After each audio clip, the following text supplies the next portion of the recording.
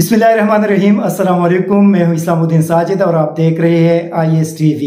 उम्मीद है आप सब खैरियत से होंगे। आज के प्रोग्राम में एक बहुत अहम मौजू पे बात करेंगे और वो मौजू है पाकिस्तान में अमरीकी सफारतखाने के सियासी रहनुमाओं और सहाफ़ियों के फ़ोन कॉल को रिकॉर्ड करने के हवाले से डॉक्टर शिरीन मज़ारी का दावा।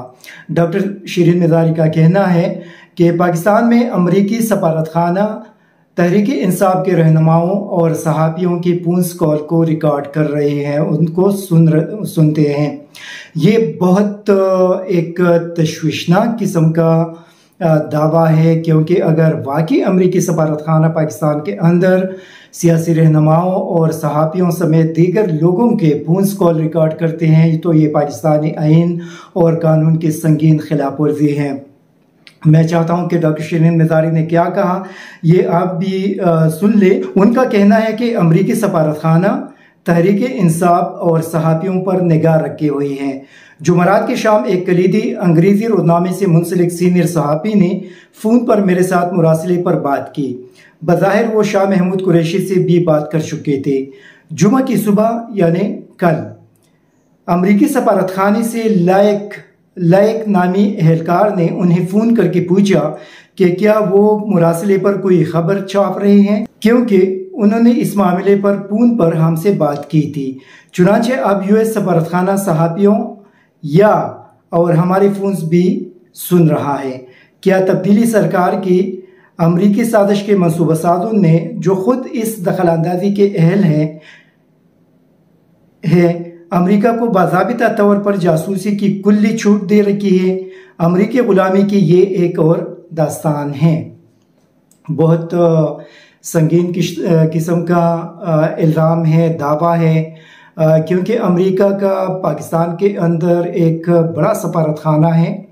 और सबसे अहम बात यह है कि अप्रैल के 27 मार्च को साबिक़ वज़ीर-ए-आज़म इमरान खान ने जो एक लेटर सामने लाया था और उसके बाद उन्होंने ये दावा किया था कि पाकिस्तान के अंदर रिजीम चेंज ऑपरेशन के पीछे अमरीकी साजिश है और अमेरिका ने बाकायदा ये साजिश करके यहाँ पर लोकल सहूलतकारों को साथ मिलाकर उनकी हुकूमत गिराई।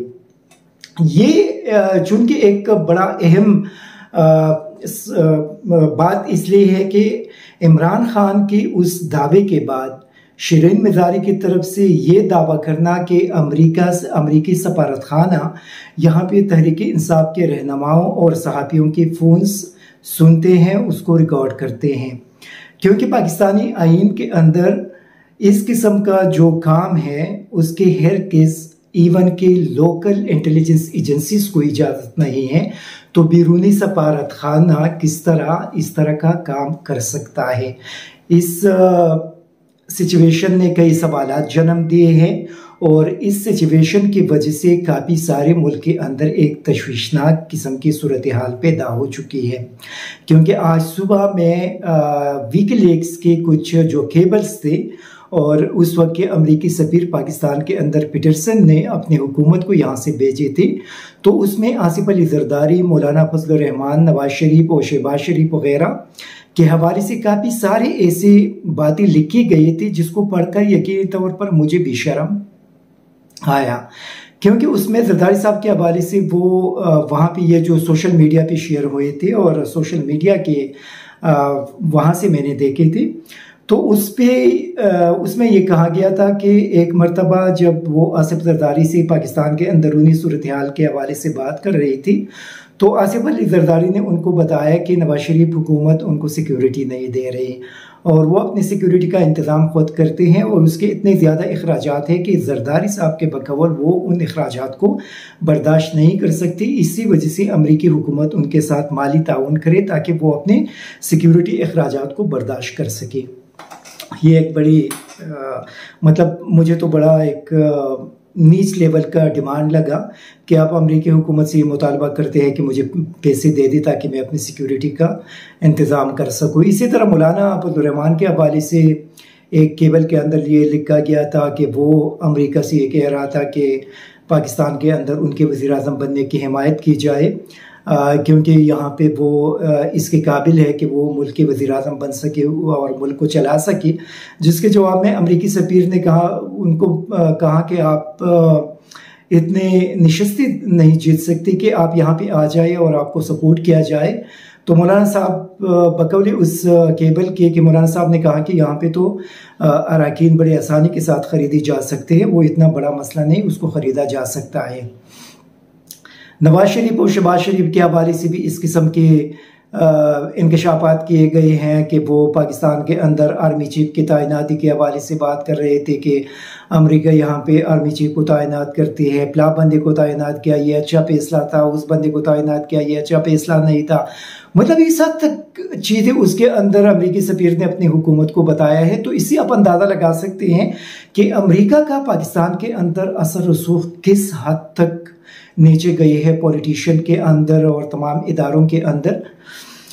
ये एक पाकिस्तान के लिए एक बड़ी तशवीशनाक किस्म की सूरत हाल है। और इमरान खान जो बात कर रहे हैं कि पाकिस्तान की खुद मुख्तियारी और आज़ादी के लिए उन्होंने जद्दोजहद शुरू की है, तो ये सारी चीज़ें जब आवाम के सामने आएंगे तो डेफिनेटली उनका सपोर्ट फिर इमरान खान के पुष्ट पे होगा। और लोग यही कहेंगे कि सिर्फ इमरान खान ही है जो हमारे मुल्क को इन अमरीकी तसल्लुत से और इन अमरीकी असर रसूख से निकाल सकते हैं।